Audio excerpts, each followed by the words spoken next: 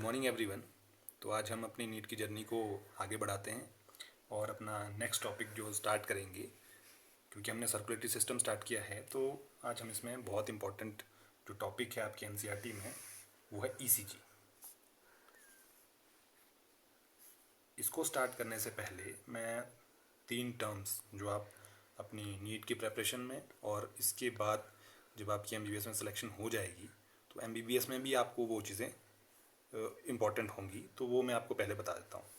Okay, तो जो 3 terms हैं वो ये हैं,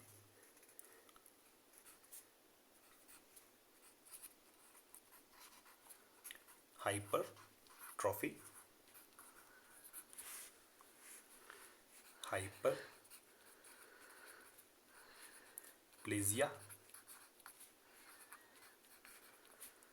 ओके, ये जो 2 टर्म्स हैं ये आपको आपकी एमबीबीएस में भी और नीट की प्रिपरेशन में भी आपके काम आएंगी। तो हम इनको समझेंगे कि इनका मतलब क्या होता है। अभी जो वर्ड है हाइपर, आप सभी को पता होता है कि हाइपर का मतलब हो गया कि कोई चीज़ का बढ़ना। ओके, अब हाइपरट्रॉफी का मतलब होता है कि जैसे कि एक जाइगोट होता है, इस जाइगोट से हमने पूरा का पूरा क्या बनाना है, एक ऑर्गेनिज्म बनाना है। तो सबसे पहले क्या होते हैं, इसमें डिविजन्स होते हैं। ओके, 1 से 2 बन गए, 2 से 4 बन गए। ओके, ये जो है क्या हो रही है, माइटोसिस। ओके, ये जो सेल का नंबर में बढ़ना है, एक सेल से, यहाँ देखो एंड पे हमारे पास कितनी बन गई, 4 सेल्स। ओके, तो इस कंडीशन को बोलते हैं हाइपरप्लेसिया। हाइपर का मतलब जब ज़्यादा कर ले। एक तो होता है नॉर्मल ना, कि अगर एक सेल जो है 4 बनाती है तो वो तो नॉर्मल है, पर अगर वो वही सेल 4 की बजाय 16 बना दे, 32 सेल्स बना दे, that is the hyperplasia. Okay, जब आपका सेल का नंबर इंक्रीज हुआ।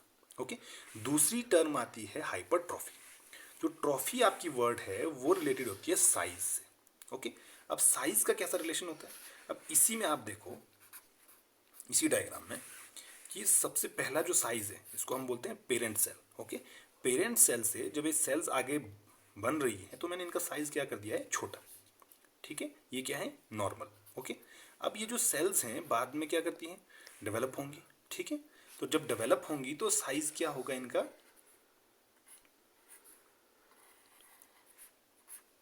बड़ा। ओके, साइज देखो पहले क्या था, छोटा साइज था, बड़ा हो गया, बड़ा हो गया। तो जब कोई सेल साइज में इंक्रीज हो रही है तो उस टर्म को हम बोलते हैं ट्रॉफी। ओके, अब जब नॉर्मल जितना साइज इसका बढ़ना चाहिए था, यानी कि नॉर्मली मान लो ये सेल थी, इसको इतना बढ़ना चाहिए था, ठीक है, पर इससे ज़्यादा बड़ी हो जाए, that is known as the hypertrophy. Okay, तो हाइपरट्रॉफी में आपने क्या याद रखना, कि जब सेल जो है वो साइज में इंक्रीज हो तो हाइपरट्रॉफी, जब सेल के नंबर में इंक्रीज आए तो हाइपरप्लेसिया। ये हमने इसलिए पढ़ा क्योंकि जब हम इसकी डिसऑर्डर्स पढ़ेंगे, सर्कुलेटरी सिस्टम में जो डिसऑर्डर्स होते हैं उनमें बहुत सारी ऐसी कंडीशंस होती हैं जिसमें कि हार्ट के अंदर हाइपरट्रॉफी, हाइपरप्लेसिया होता है। ओके, तो अब आते हैं हम अपने आज के टॉपिक में, जो है हमारा ईसीजी। ये आपको एनसीईआरटी में भी मेंशन्ड है, तो एनसीईआरटी में भी आपको मैं दिखा देता हूँ। तो एनसीईआरटी में ये दिया है आपको ईसीजी। तो ईसीजी की फुल फॉर्म सबसे पहले इलेक्ट्रोकार्डियोग्राफ। Okay, electrocardiograph. ओके, अब यहाँ पे 2 चीज़ें इंपॉर्टेंट हैं, कि इलेक्ट्रोकार्डियोग्राफ और एक होता है इलेक्ट्रोकार्डियोग्राम। ओके, तो जो इसको ऐसे कंफ्यूज मत करना कि ग्राफ लिखा है तो मतलब कि जो ग्राफिकल रिप्रेजेंटेशन है वो इलेक्ट्रोकार्डियोग्राफ है, नहीं, रॉन्ग। ओके, जो इलेक्ट्रोकार्डियोग्राफ होती है वो मशीन होती है जिसमें कि हम ईसीजी को रिकॉर्ड करते हैं। ओके, तो ईसीजी जो रिकॉर्ड होती है उसको हम कहते हैं इलेक्ट्रोकार्डियोग्राम। ठीक है, तो अब हम अपने मेन टॉपिक पे जो ईसीजी है उस पे आते हैं। तो ईसीजी में जब आप देखोगे, जो नॉर्मल आप ईसीजी किसी का देखोगे तो उसमें क्या होता है, कुछ ऐसे ब्लॉक्स बने रहते हैं। इसको मैं ज़्यादा आपको करवाऊंगा नहीं क्योंकि आपको उतना ज़्यादा रिक्वायर्ड नहीं है, आपको नीट के अकॉर्डिंग जितना चाहिए मैं उतना बताऊंगा आपको। ठीक है, तो ऐसा एक ग्राफ जैसा होता है। ठीक है, तो उस ग्राफ में हम जो मेन है वो 2 ही लेते हैं। एक ये मैंने मिड पॉइंट ले लिया, ओके, जिसको मैं आपने जैसे पहले किया है, मान लो ये ग्राफ है कर दिया, ओके, इस टाइप का ही ग्राफ होता है जो आपने पढ़े हैं, ओके, ये एक्स एक्सिस है, ये वाई एक्सिस है, ओके। तो जो वाई एक्सिस है उसमें हम जो है क्या नोट करते हैं, पोटेंशियल, क्या नोट करते हैं, पोटेंशियल, ओके। और जो एक्स एक्सिस है उसमें हम क्या करते हैं, टाइम, यानी कि टाइम के साथ साथ जो पोटेंशियल है उसका क्या चेंज आ रहा है उसको हम कहेंगे क्या, ईसीजी। वो है उसकी रिकॉर्डिंग जो है वो है ईसीजी, ठीक है। तो अब हम इसमें कंटिन्यू करते हैं। तो इसमें जो ग्राफ बनता है वो कुछ इस ढंग का बनता है,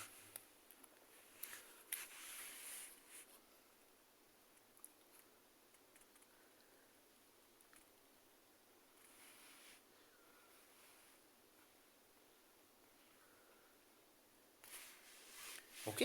ये रीडिंग जो है आपने हर एक ईसीजी में देखी होगी, ठीक है। इनकी जो रीडिंग है इनका मतलब क्या होता है ये हम पहले देखेंगे। तो पहले इनकी नेमिंग देखते हैं। ये जो वेव है, वेव आपको पता है कि कोई भी जो एलिवेशन है उसको हम क्या कहते हैं, वेव, ओके। तो ये है हमारी पी वेव, ओके। ये जो है हमारा, ये है हमारा क्यू आर एस कॉम्प्लेक्स, ठीक है। और ये बच गया, ये है हमारे पास टी वेव, ओके। अब यहाँ पे ये जो ईसीजी होता है ये वो होता क्या है, तो इंपॉर्टेंट चीज़ें हम यहाँ पे नोट करेंगे, ठीक है। तो ईसीजी में जो पी वेव है, जो पी वेव है वो क्या इंडिकेट करती है, जो हार्ट है आपका, जैसा मैंने आपको कल बताया था कि हार्ट में 4 चैम्बर होते हैं, ओके। तो 4 चैम्बर्स में जो एट्रिया है वो कॉन्ट्रैक्ट करेगा और जो वेंट्रिकल्स हैं वो कॉन्ट्रैक्ट करेंगे, ठीक है। तो पहले जो है कौन कॉन्ट्रैक्ट करेगा, एट्रिया, ठीक है। तो जो जब एट्रिया कॉन्ट्रैक्ट करता है तो उस टाइम पे जो वेव आती है वो क्या आती है, पी वेव, यानी कि ये किसको शो करता है, एट्रियल कॉन्ट्रैक्शन, ठीक है। एट्रियल कॉन्ट्रैक्शन का मतलब हो गया कि जो एट्रिया है वो क्या हो गए, कॉन्ट्रैक्ट। जब एट्रिया कॉन्ट्रैक्ट हो गए तो ब्लड कहाँ जाएगा, वेंट्रिकल्स में, ओके। यानी कि जो ब्लड है वो किस में जाएगा, वेंट्रिकल्स में, ठीक है।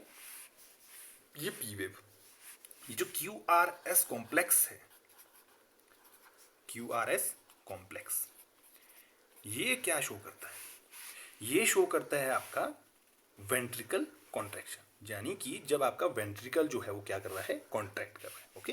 तो ये शो करेगा आपका वेंट्रिकुलर कॉन्ट्रैक्शन,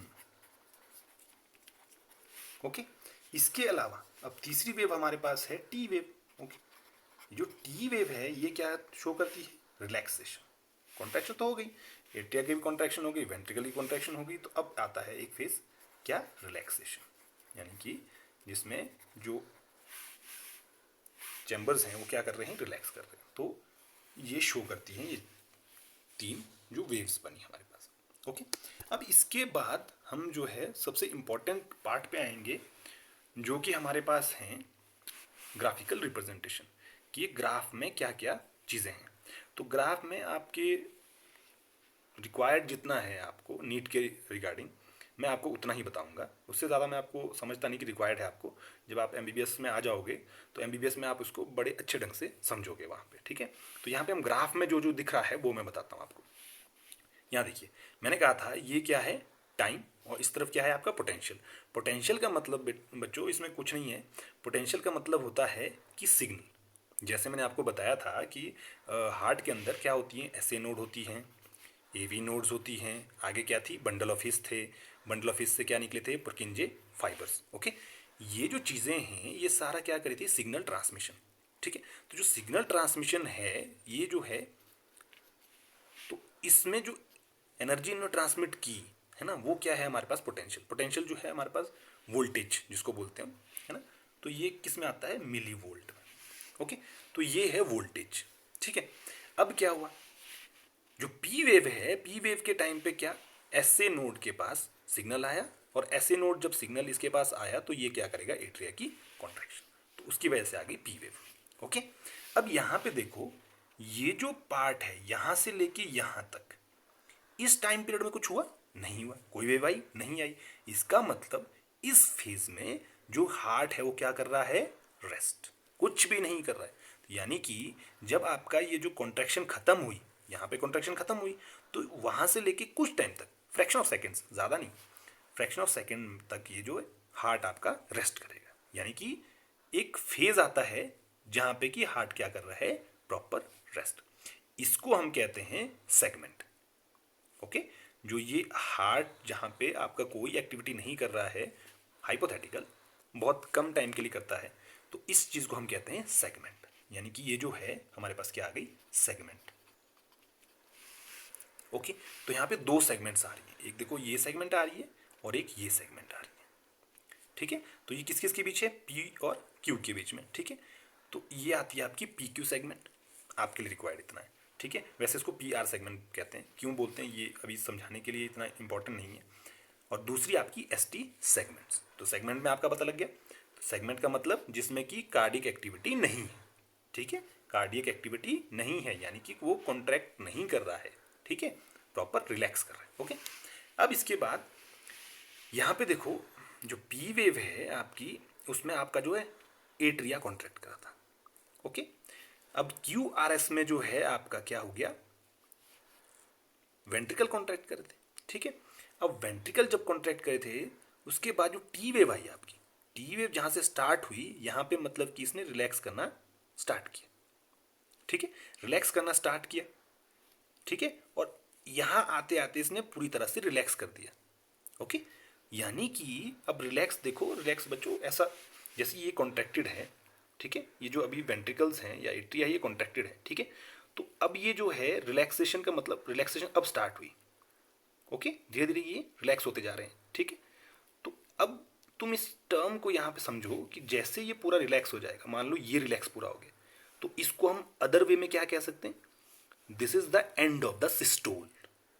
यानी कि कॉन्ट्रैक्शंस यहाँ पे क्या हो गई, एंड हो गई, यानी कि पूरा जो है रिलैक्सेशन हो गया, यानी कि एंड ऑफ द सिस्टोल। क्योंकि देखो ना बच्चों, यहाँ से जब ये इतना है, यानी कि इतना कर अगर रिलैक्स हो रहा है तो मतलब कॉन्ट्रैक्टेड तो है ना, ये पूरी तरह से अभी ये कॉन्ट्रैक्ट रिलैक्स हुआ नहीं है ना। तो इसीलिए एनसीईआरटी में क्या कहा गया है कि जो end of the T wave है वो जो है क्या है, end of the systole. Okay, ये बहुत इंपॉर्टेंट टर्म है जो आपको बहुत कंफ्यूज करेगी जिस टाइम आप असर्शन रीजन या फिर जो क्वेश्चंस आते हैं जिसमें आपको करेक्ट स्टेटमेंट चुननी होती है, तो उसमें ये क्वेश्चन बहुत बार पूछा गया है। क्योंकि टी वेव से हम डायरेक्ट याद क्या रखते हैं कि रिलैक्सेशन। ओके, पर घुमा के क्वेश्चन डाल दिया क्या कि टी वेव जो है it is the end of the systole, और आप कंफ्यूज्ड कि टी वेव तो रिलैक्सेशन थी, यहाँ पे तो सिस्टोल पूछ दिया। ठीक है, तो इसीलिए बच्चों कि जो टी वेव है वो क्या है आपका, वो इंडिकेट करता है आपका end of the systole. Okay, तो यहाँ पे जो मैं आपको टर्म्स बता रहा था कि कॉन्ट्रैक्ट कर रहे हैं, रिलैक्स कर रहे हैं, तो इनको हम कहते हैं सिस्टोल यानी कि कॉन्ट्रैक्ट। ओके, एंड रिलैक्सेशन को हम कहते हैं डायस्टोल।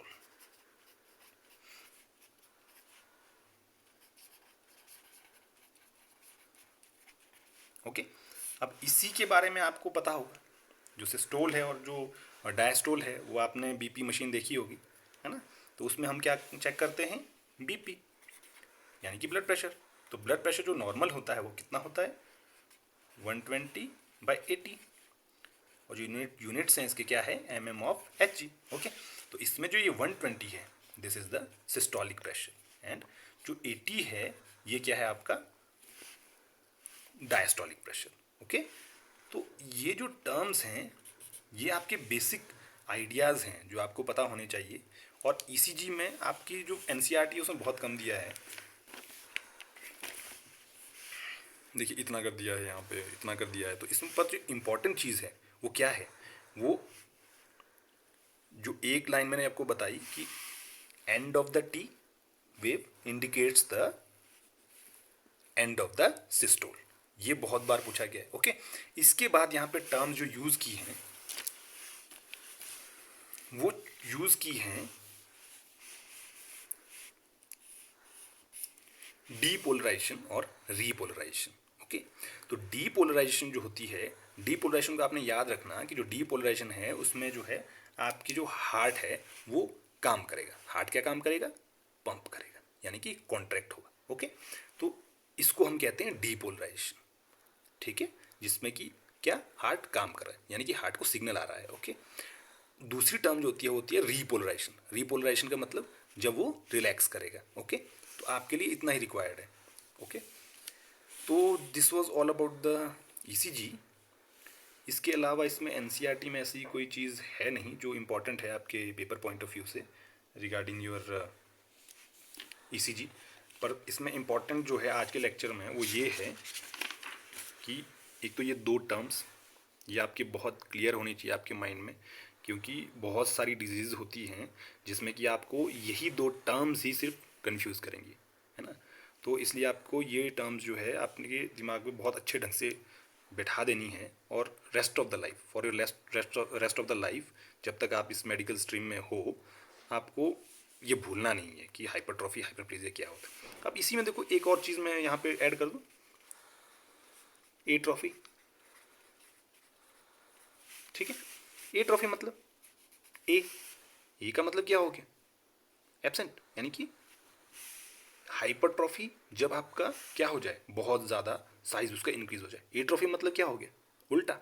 ठीक है, तो ये जो टर्म्स हैं आपको इसी ढंग से इसको याद रखना है। ठीक है, so this was all about today's lecture. Thanks for your valuable time and have a nice day.